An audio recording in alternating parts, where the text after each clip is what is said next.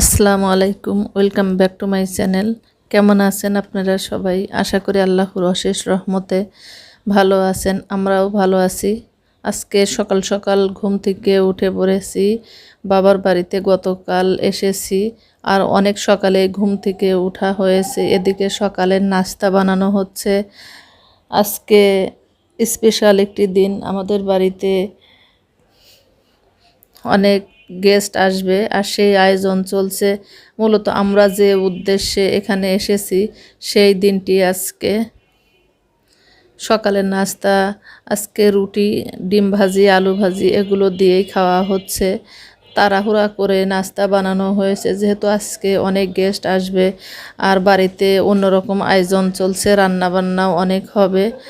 সবাই কাজ করে নিচ্ছে। এদিকে গতকাল যে দই বানানো হয়েছিল সেই দইটা আজকে পুরোপুরি হয়েছে, ভাবলাম আপনাদের সাথে শেয়ার করি। মাশাল্লাহ, দইটা অনেক টেস্টি হয়েছিল। এদিকে মাংস রান্না হচ্ছে, গরুর মাংস এখানে রান্না করা হচ্ছে। সবাই হাতে হাতে কাজ করে নিচ্ছে। আর এখানে রান্না করা হচ্ছে রুই মাছ। পর্যায়ক্রমে সব রান্নাগুলো করা হচ্ছে, একটু তাড়াহুড়া করেই করা হবে যেহেতু অনেকগুলো রান্না। এখানে ডিমের কোরমা রান্না করা হচ্ছে, আর এই চুলায় দেওয়া হয়েছে পোলাও, বেগুন ভাজি। এরপর রান্না করা হবে চিংড়ি মাছ, সিমাই, পায়েস। যেহেতু অনেক লোকজন আসবে আর অনেক কিছু রান্না করতে হচ্ছে। আর আমার বোনকে আজকে দেখতে আসবে, সেই কারণেই এত আয়োজন। অনেক লোকজন, আমাদের বাড়িতে অনেক লোকজন আছে, আর আমাদের আশেপাশে আত্মীয় স্বজনও কিছু আসবে, আর ছেলেপক্ষ আসবে। এর জন্যই এত রান্নার আয়োজন করা হচ্ছে। গ্রামের বাড়িতে মেয়ে দেখতে আসা এবং কিভাবে এই কাজগুলো হয় সেগুলোই আপনাদের সাথে শেয়ার করার চেষ্টা করব। আশা করি আপনাদের কাছে ভালো লাগবে। যারা গ্রামের বিয়ে দেখেননি কিংবা গ্রামে মেয়েকে কিভাবে দেখতে আসে বিয়ের আগে সেগুলো দেখেননি, আশা করি আজকের ব্লগ দেখে আপনারা অনেক জানতে পারবেন কিভাবে গ্রামের এই অনুষ্ঠানগুলো হয়। এদিকে চিংড়ি মাছ মালাইকারি রান্না করা হয়েছে নারকেল দিয়ে, আর এখানে সালাদের প্রস্তুত করা হচ্ছে। সালাদ কী কী দেওয়া হবে সেগুলো। এখানে প্রায় 1.5 কেজির মতো চিংড়ি রান্না করা হয়েছে। আর পায়েস রান্না করার জন্য এখানে গরুর দুধ জাল করা হচ্ছে। সকাল থেকে অনেক রান্না বাড়া হলো। আমরা কয়েক বোন, আমার ভাইয়ের বউ সবাই মিলে এগুলো করে নিচ্ছি। যে যার যার মতো কাজে ব্যস্ত আছে, যেহেতু লোকজন আসবে অনেক কাজ, আর সবাই মিলেমিশে করলেই দ্রুত হয়ে যায়। আজকে কি কি রান্না করা হয়েছে সেগুলো আপনাদের সাথে শেয়ার করছি। এখানে সব কিছুই আছে, শুধু মুরগির রোস্ট, গরুর গোশ এগুলো করা হয়নি। এই তো এখন আমার বোনের কাবিনের প্রস্তুতি চলছে, আর সেগুলোই করা হচ্ছে।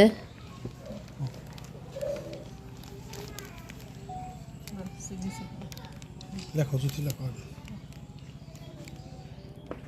গরমের মধ্যে দেরি করে লেখো এখানে এই যে পুরো নাম কি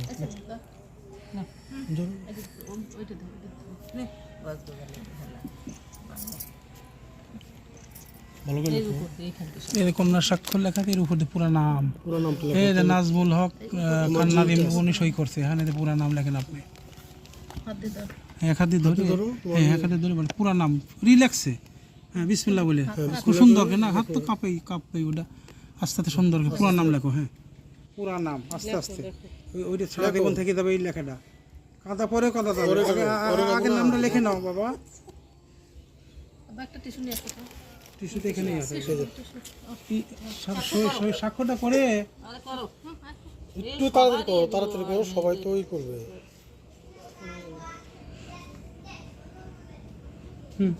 পুরা নামটা স্বাক্ষর করো, সুন্দর লেখো, সুন্দর করে লেখো, সুন্দর করে লেখো। তুলো না ওইভাবে না, এইভাবে দেখি কোন জায়গা ঠিক আছে না।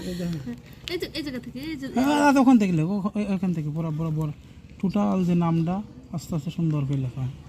সুন্দর করে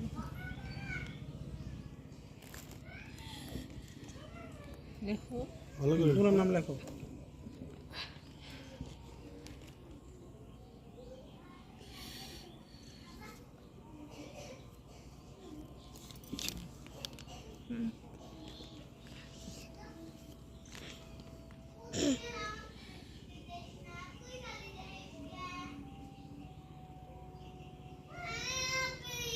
কোন কলেজে পড়তে?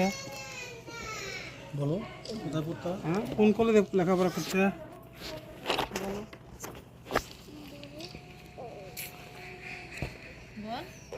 ডিগ্রি কলেজ থেকে ডিগ্রি পাস করছি।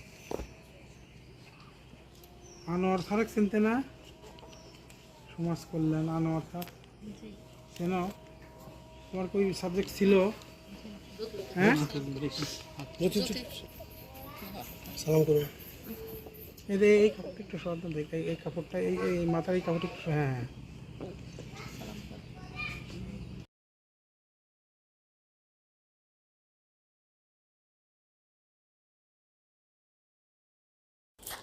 আলহামদুলিল্লাহ আমার বোনের কাবিন হয়ে গেল আর এখন এঙ্গেজমেন্টও হয়ে গেল। পরবর্তীতে বিয়ের অনুষ্ঠান কখন হবে সেটা আপনাদের সাথে শেয়ার করব এবং পুরো বিয়ে কিভাবে হয় সেটাও শেয়ার করার চেষ্টা করব। গ্রামের বিয়ে কেমন হয় সেটা আপনাদের দেখানোর চেষ্টা করব। যারা শহরে থাকে তাদের তো গ্রামের বিয়ে সম্পর্কে তেমন একটা আইডিয়া নাই। আশা করি আপনাদের কাছে ভালো লাগবে। আমার বাবার বাড়ি যেহেতু গ্রামে আর এই বিয়ের অনুষ্ঠান গ্রাম থেকেই হবে। আমার বোনকে ওর শ্বশুর এঙ্গেজমেন্টের রিং পরিয়ে দিল।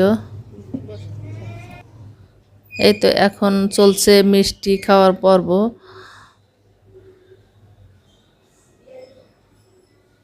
আশা করি আজকের ব্লগটি আপনাদের কাছে ভালো লেগেছে। যদি ভালো লাগে পাশে থাকবেন, আমাকে সাপোর্ট করবেন।